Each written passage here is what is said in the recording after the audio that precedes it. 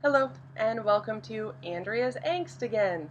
This is my third episode, I believe, and this past week has been a bit of a whirlwind. Yes, in case you don't remember, we at GratwickFilms have been preparing to openly release our film's business plan called Social Filmmaking on February 4th, which just happened. And while we were preparing to go transparent, we found out that our first feature film, The Perfect House, has just finalized its North American distribution deal for DVD and Blu-ray distribution. Woo! So with all the big excitement, we decided to hire a publicist to write and put out a press release announcing all the big news while we finished preparing all of our websites and the YouTube channel to share the business plan. I'm sure you guys can guess how much fun that is.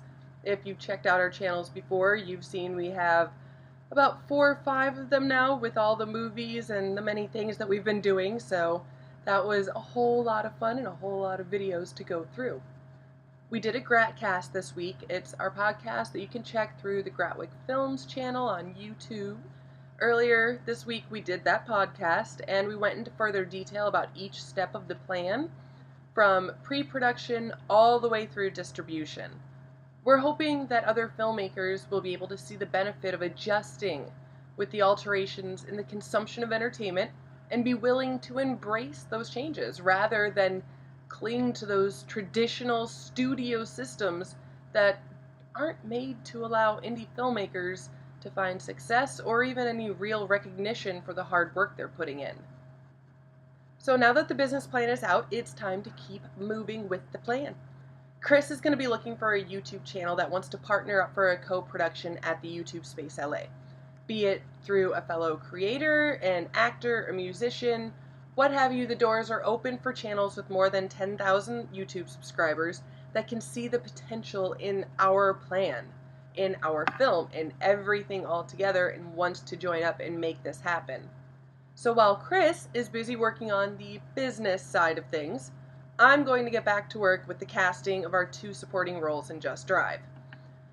Well, let's just say the hardest part about casting any roles when you're an indie film is you usually don't have the money when you need the talent attached first. We have the awesomeness of Chris's story. It is not just an overall great story, but the only 2 roles outside of the lead role that are on screen happen to be incredibly juicy roles that any real actor, just an actor would want to have. It's one of those that makes you feel like you're growing beyond and you're showing people what your actual talents are. So I'm going to be having this script in my back pocket.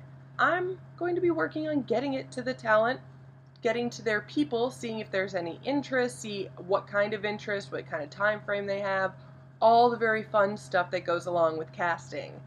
And just test the waters, see out of the many people that we already have in mind that could do these roles that we know of, how many of them know that they can handle it. Because that's, in my mind, what it's at right now. It's not, is it going to be great for your career? Of course it's going to be great for your career. It's, can you handle this role? Because if you can't, that's fine.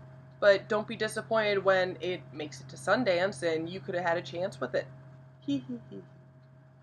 So, if you haven't read our social filmmaking business plan yet, you can find it on the homepage of our website, GratwickProductions.com, and you can also listen to this week's Gratcast for more details of how we plan to integrate social filmmaking through social change.